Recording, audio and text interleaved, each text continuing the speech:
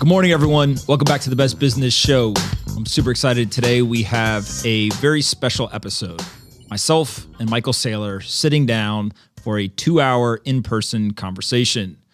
Michael and I recorded a podcast episode about a year ago, right after he announced that he was going to put a very material portion of his company's balance sheet into Bitcoin. And so maybe, Michael, we can start with kind of a 1-year update from when you actually decided to make that decision and how things have been going so far with MicroStrategy.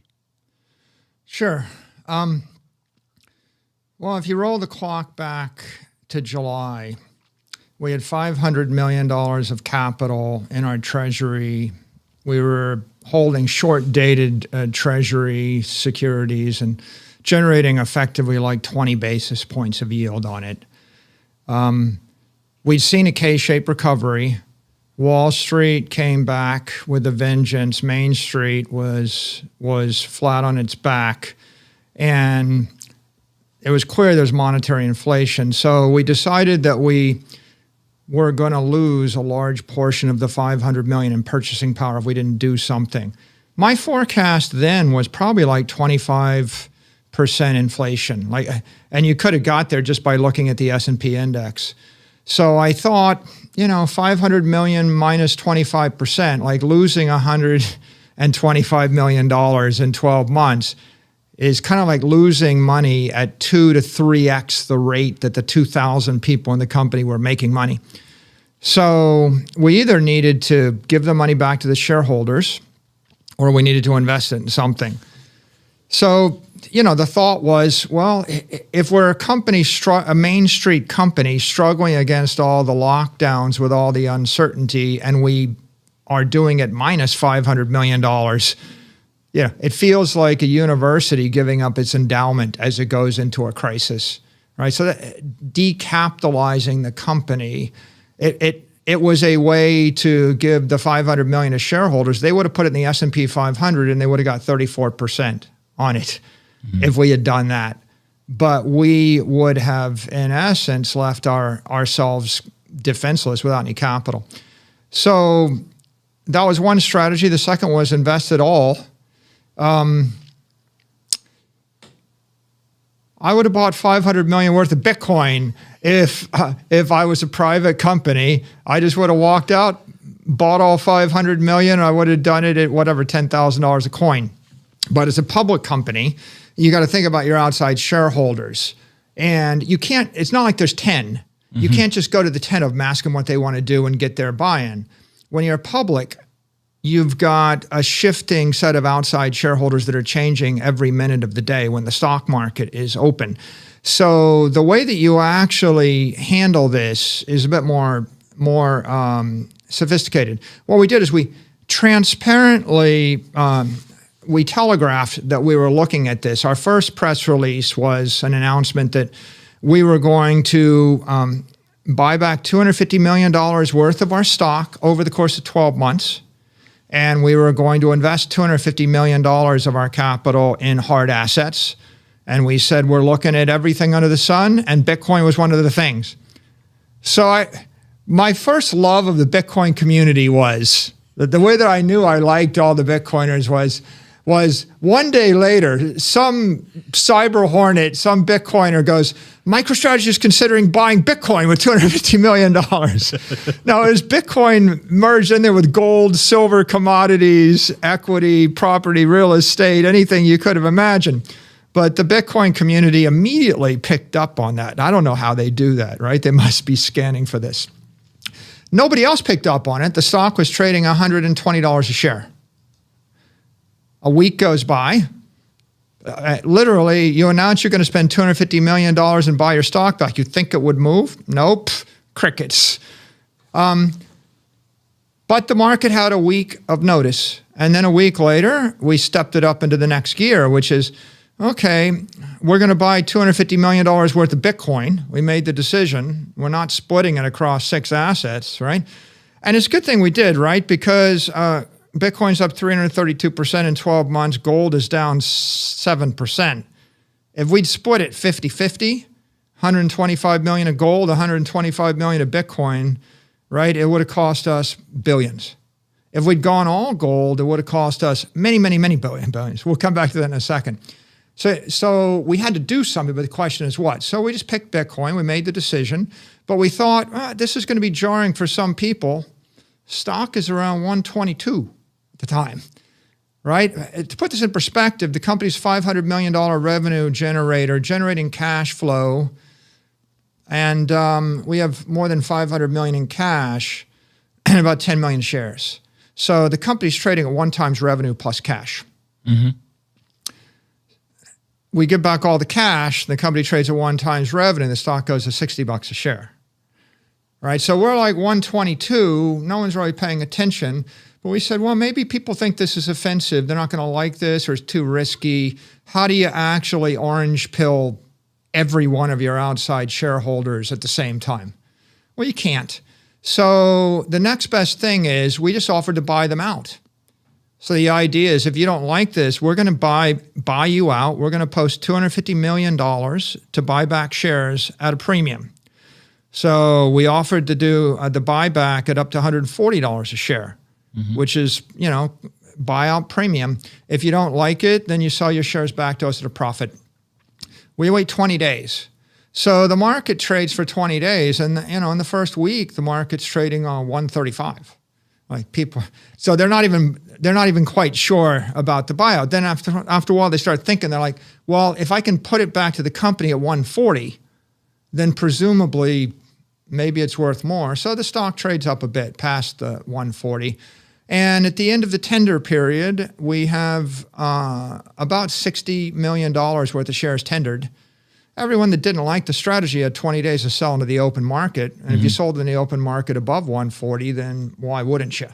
And if you're still holding the shares at the end of the tender period and you don't like the strategy, you sell into the tender. So the result of the Dutch auction is we had $175 million of extra capital. We thought about it. We put out another press release. Okay, this is our primary treasury reserve asset. So the first notch was, this is a treasury reserve asset. The second step is, this is the primary treasury reserve asset. Then we bought 175 million more Bitcoin. So at that point, we're up to 425 million. The first tranche is in the 11,500 range. That was a little bit difficult. It was more difficult to do the second tranche because Bitcoin traded down. We had a loss. It traded down to into the tens and even, you remember that. So the second tranche we bought at 10,000 something because we're committed, right? And if you go pull the Twitter stream, there's all sorts of interesting commentary on our strategy. So you basically had done, let's call it up to that point, 425 million of a $500 million balance sheet. And you had rotated your shareholder base to people who were aligned with the strategy. And you had also planted the flag in the ground as the first publicly traded business in the United States to identify a treasury strategy that would leverage Bitcoin as the primary currency or the primary asset that you would use in your treasury. When you do all that, I know that there's been a whole bunch of conversations in the behind the curtain. I don't need names, but what are other fellow publicly traded companies, other finance executives, people on Wall Street at that point? Are they saying you're crazy? Are they, oh, wait, this is really interesting, tell me more about it, trying to learn? Like, what was the reaction after the first $425 million? I think it was largely ignored by every other publicly traded company. I don't think there's a lot of awareness or to it. When we did our due diligence checks, we found Overstock 2 or 3 years ago had a few $1 million of Bitcoin on his balance sheet.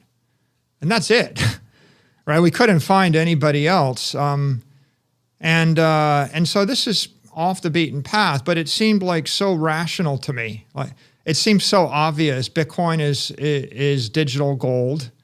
It's basically engineered to be digital gold. What do you need in a inflationary environment? You need something that's like gold, but better than gold. You have to make a choice.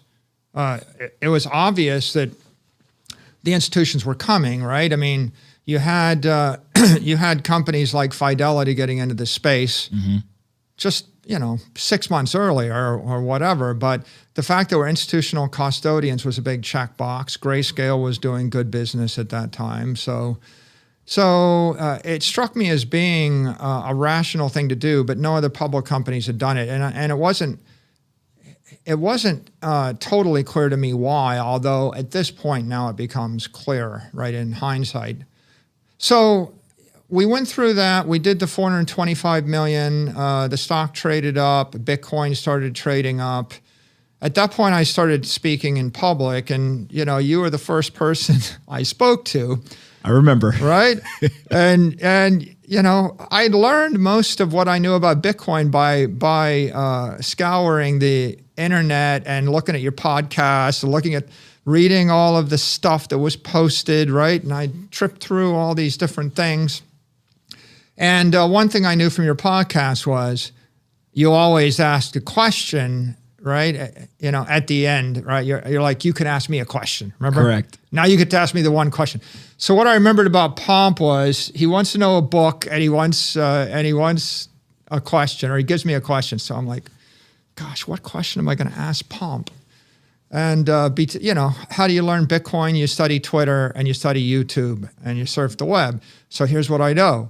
I know I get to ask you a question, and I know Jack Dorsey has Bitcoin in his bio. So the question is, how do we get Jack Dorsey to buy Bitcoin next? Correct. Right? Correct. And at that point, we're all alone as a publicly traded company, and people aren't quite sure if we're crazy. But what happens next is some bullish things, right? I mean, I thought that when Square bought Bitcoin, that was a seminal event, right? Because one data point is a question mark, but when you had the second data point, you can draw a line. Mm-hmm. And so that was a big day. When PayPal announced support for Bitcoin and they started moving it, that was a big day. That was a data point, right? Those were the data points that moved us from 10,000 to 12,000 a coin. And at some point, some Citron research discovered my stock, and Andrew left, I guess, said something positive, and the stock started trading up, and then it traded into the high 100s, and then it traded into the 200s, and Bitcoin started trading up, and when we got into the teens, people thought, oh, well, there's something interesting here. So the next step in our journey was, like, in addition to me starting to communicate why we had done what we'd done, the next step in the journey was to go out and buy more Bitcoin. So we started buying more Bitcoin as part of the Treasury Reserve strategy, and that got people's attention. Then when the stock got to the 300 range, that was the highest it's been in a decade, 300. So we started thinking, well, maybe we can raise more money. And so we went back to the convert market, and we were trying to raise $400 million in a convertible debt offering, but it was extremely popular and we were oversubscribed. So we upsized the deal to $650 million. So that was a screaming home run. We had proposed a 32 to 37% premium. We priced it at the 37.5% premium, the high end of the spread.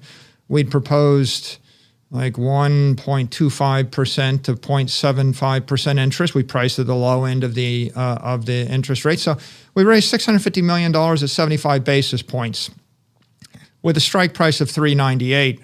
The stock had not traded at $398 in a decade. Mm-hmm. So it seemed like reasonable. If you could sell $650 million of stock at $398 a share, it seemed like a reasonable thing to do at the time. So then we took that and we bought Bitcoin with that. So that was, we started out with we're going to raise the money for general corporate purposes, and along the way, the discussion was, what are you going to do with it? And I said, well, I want to be able to buy Bitcoin with it. And they said, well, we should put that, into the disclosure. I said, yeah, we should disclose that. And then they said, well, are you sure you're going to buy it? I said, yeah. So eventually it flipped and it became, we're doing it to buy the Bitcoin. So that became, in the history of first, right? We're the first public company to buy Bitcoin on the balance sheet. We're the first public company to declare it a treasury reserve asset. we became the first public company to do a Dutch auction, which is in essence like an equity issuance to buy Bitcoin, right? It's like I'm either buying my equity back or I'm or issuing the equity. So the first Dutch auction, where the proceeds eventually became Bitcoin. Then the first convertible bond to buy Bitcoin. And I think that all of those things rotated the shareholder base, right? I think the most important thing was to be long Bitcoin, right? So in essence, the first publicly traded company where the shareholder base is long Bitcoin. And it started out, my aspiration was, it'd be great if half of our enterprise value is based upon enterprise software and half is based upon the assets. Because before we did this, we got substantially no credit for the assets. Mm-hmm. Like people were basically taking the 500 million and they're like, okay, well, that's going to be worth zero, right? Or negative. Because you were 1 times revenue plus just the cash on the balance sheet. Yeah.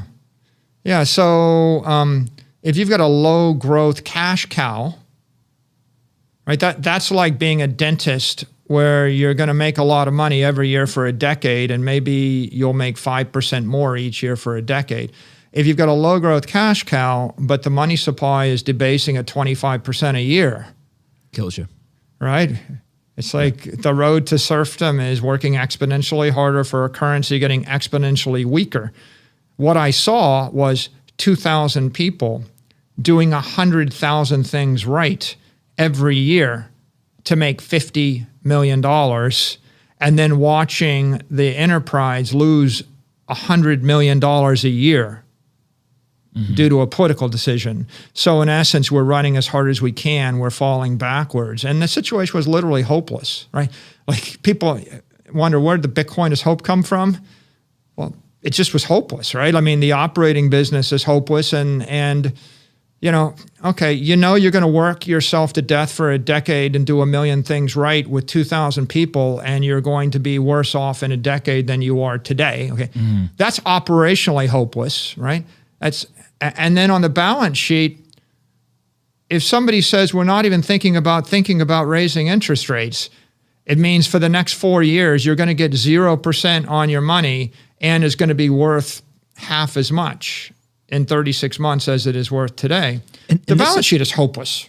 And this is all before we even see the persistently high inflation that we're seeing now, right? This was just from a market structure standpoint of this had been going on pre-COVID, got accelerated during COVID. You started to recognize this again last year. If you go back and you look at the inflation numbers in Q3, Q4, I mean, it was obvious that we were increasing or accelerating, but we weren't at 5% CPI for 3, 4, 5 months, right? Now is a much, much different situation.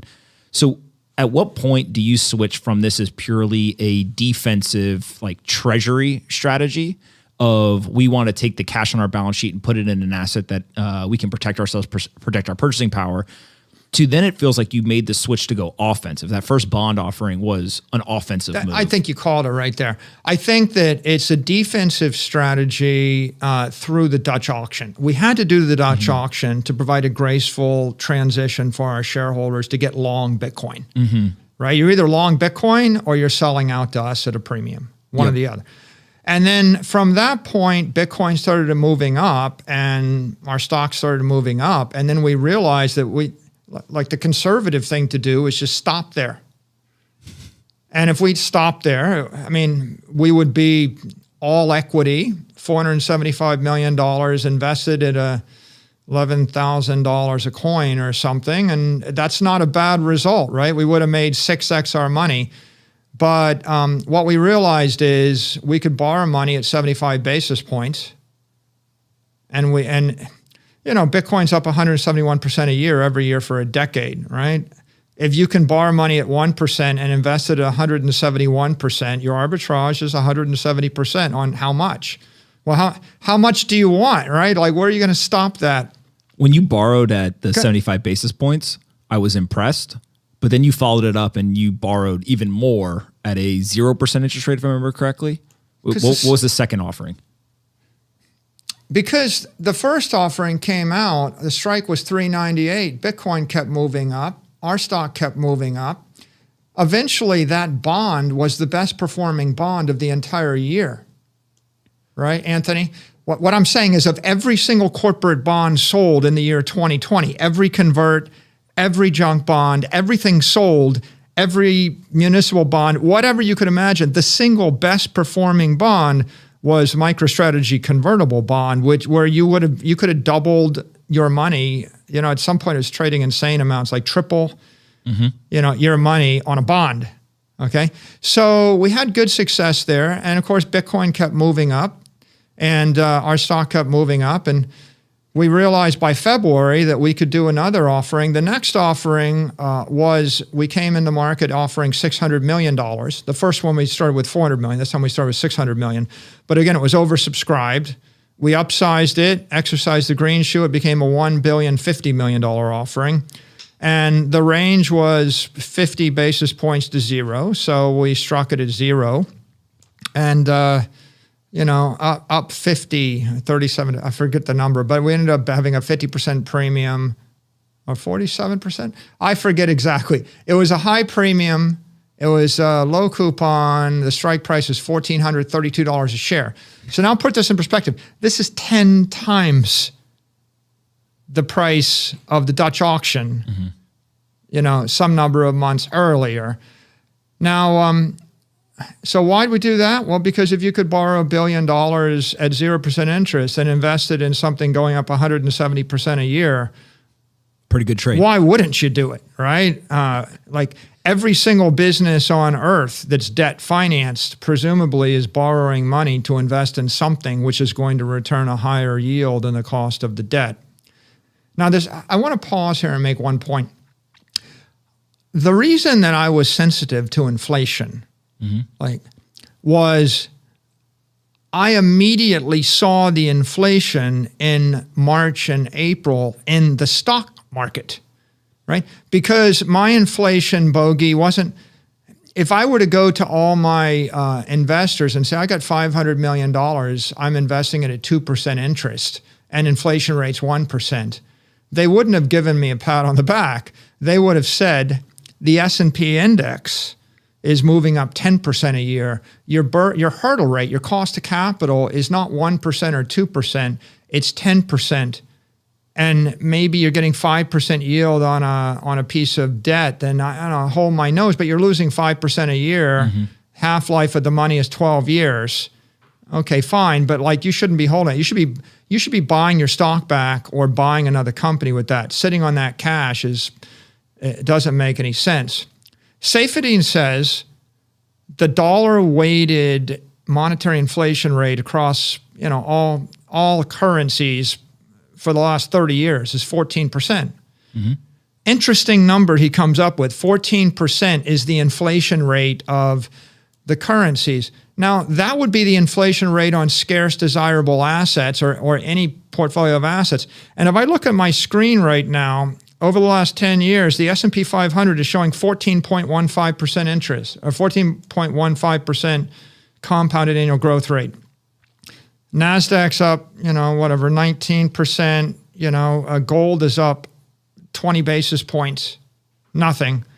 Bitcoin's up 170%, right? And long bonds give you like 2.5%. So the monetary inflation rate equals the S&P index. Well, the traditional way you'd value a stock is you would put a risk premium on it, and you would say, well, your cost of capital is the return plus the risk premium. So it used to be we'd think, well, there's a 3% risk premium, and the inflation rate then would be 11%. But I think that if you buy the S&P index, you're kind of in theory stripping out the risk because you're buying 500 companies. So the S&P index can be viewed as a proxy for monetary inflation. And the question of inflation is, what's your inflation rate? Well, what do you need to buy? If you're a consumer, then your inflation rate might be CPI if you agree to buy what the Federal Reserve tells you should want, right? And the market basket of things in the CPI is what the government says you should want in your life. but they never included a Picasso or a jet or a yacht or a house in Miami Beach in that market basket.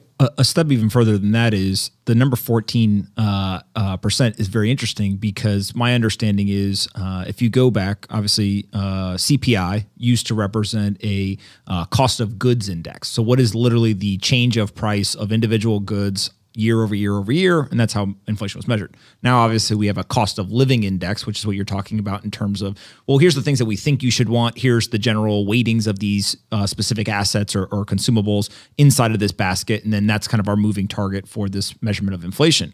But if you were to go back and look at the cost of goods index based on how it used to be calculated for CPI and apply it to today's numbers, you get about 14%.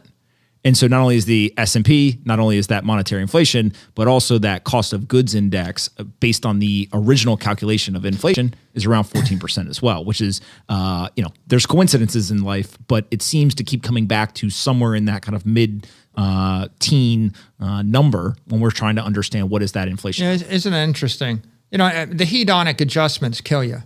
But on the other hand, and I say this oftentimes, inflation is a vector, and what I mean is you got to use multi-dimensional arrays and linear algebra to even start n-dimensional linear algebra to even start to deal with the issue. Another way to say it is you can calculate a different inflation rate for any person in any jurisdiction based upon their mix of products, services, and assets they want to acquire. And so common sense says a person that wants to acquire a set of manufactured goods and wants to watch streaming YouTube has a lower inflation rate than someone that wants to buy Picassos. Now, what if you want to be rich? If you want to be rich, your inflation rate is very high because you have to acquire assets. If you want to be middle class, your inflation rate is different.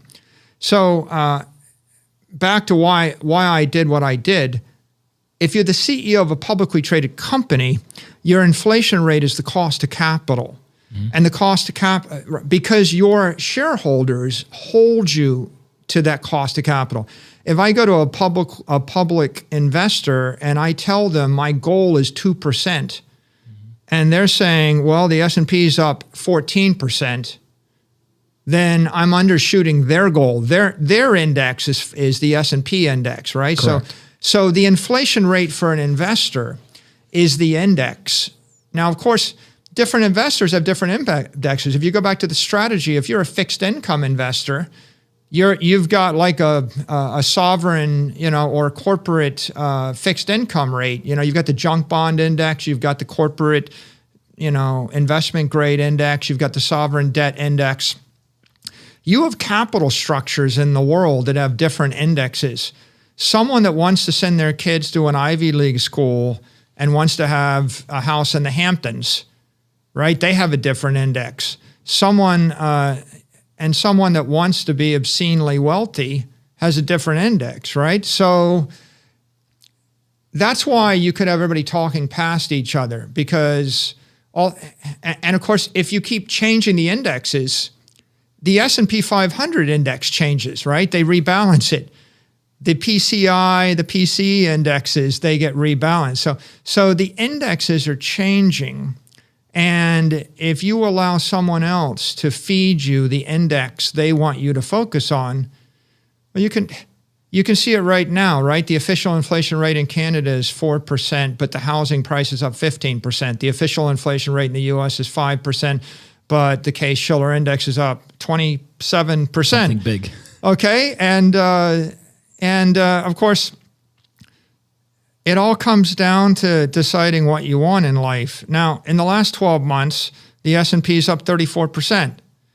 If you're sitting on $100 billion worth of cash and you put it in the S&P index, you got $34 billion back. You have $134 billion right now. If you held it in conventional treasuries, you're short $34 billion. If you convince yourself that the inflation rate was 5%, or if you convince yourself that you could say, look, my treasury index is just the short-dated sovereign debt index. And so as long as I'm beating the 20 basis points, I'm good. And by the way, like if I have a bunch of money sitting in a bank, my bankers come to me. I've literally had bankers from the big wirehouses. They came to me when I'm sitting on 100 million or 200 million in cash, and they go, we can get you into one of our money market funds that'll yield 22 basis points. And that's much better than the 9 basis points. And they're selling this to me. There are people in suits that make a lot of money, and they're selling it to me. And you read the prospectus, and the prospectus is they're going to do something, and they're going to charge you a 27 basis point fee to generate 22 basis point yield to you. You're literally... They're making more money than you are. You're giving 60% of the yield to someone in a suit that's giving you a service to get you 5 basis points more.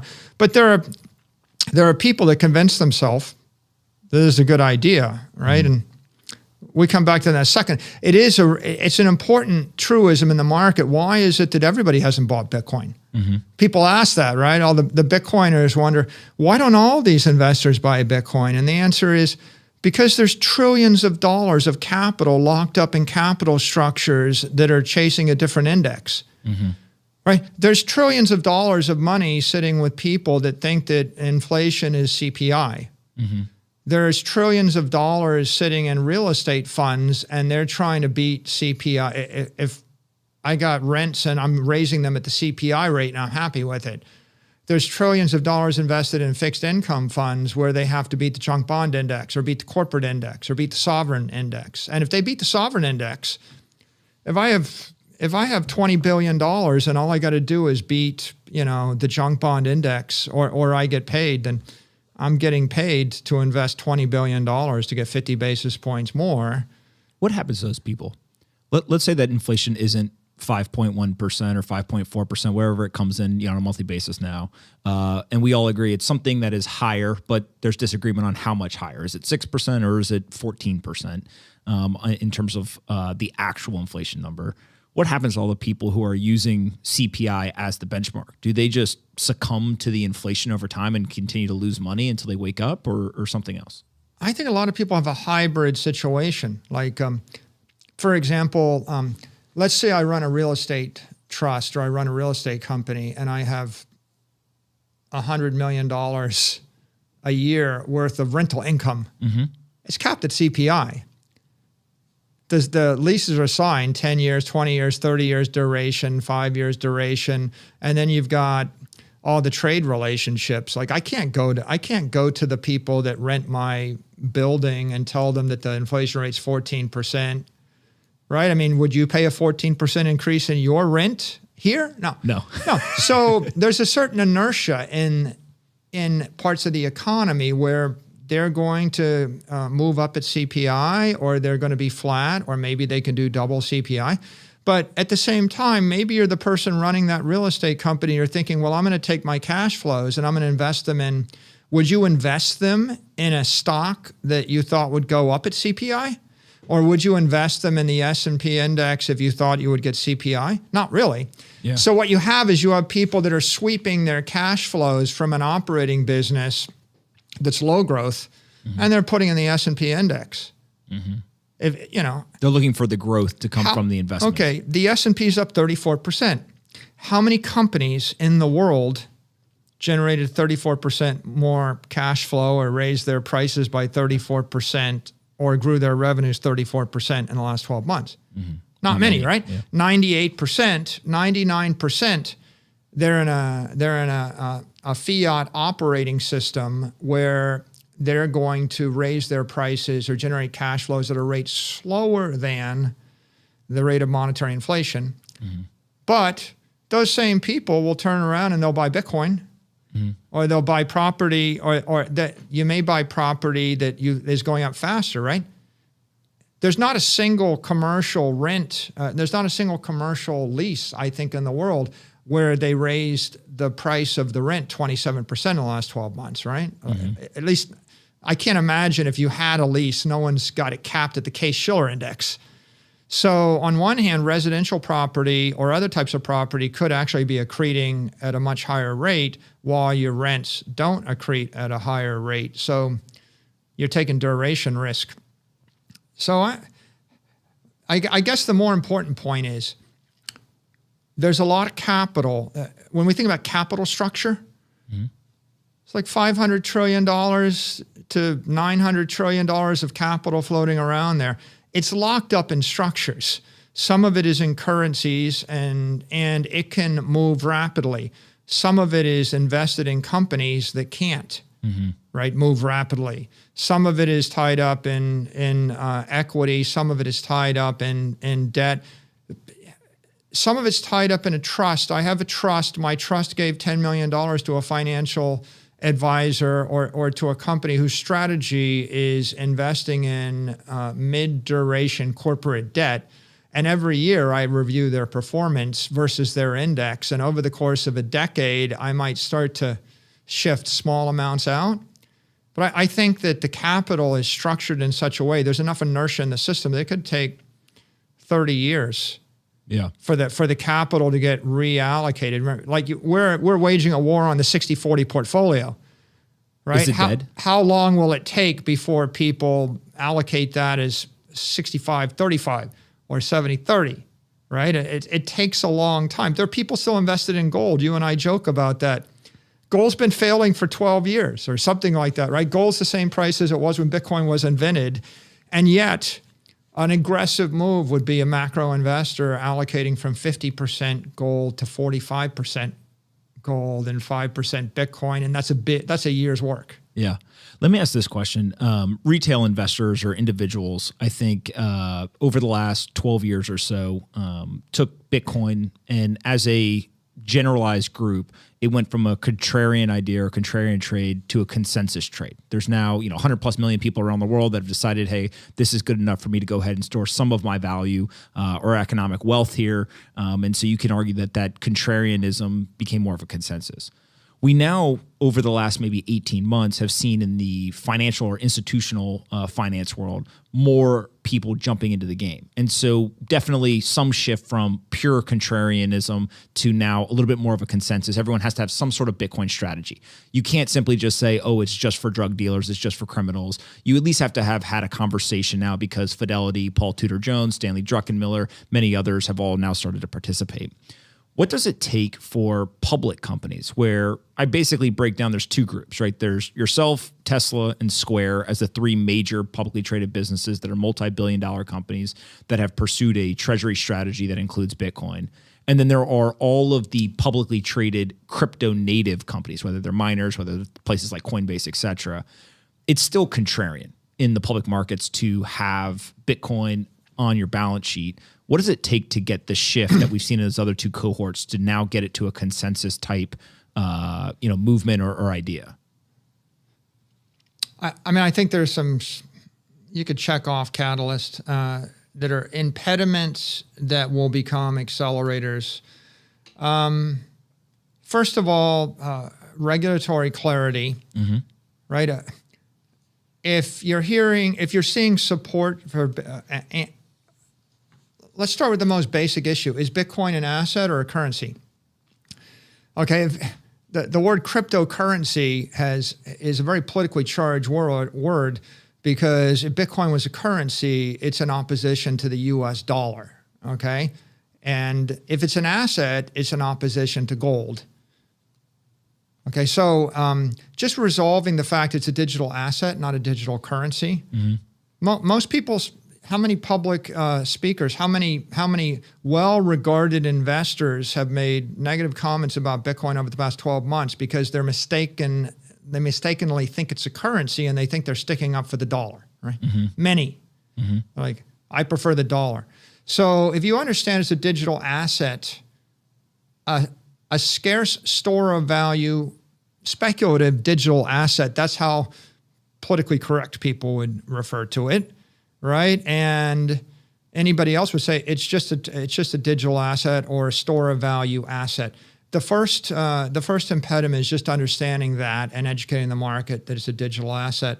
I think the second impediment is getting over the issue of is it a threat to the powers that be and will it be banned?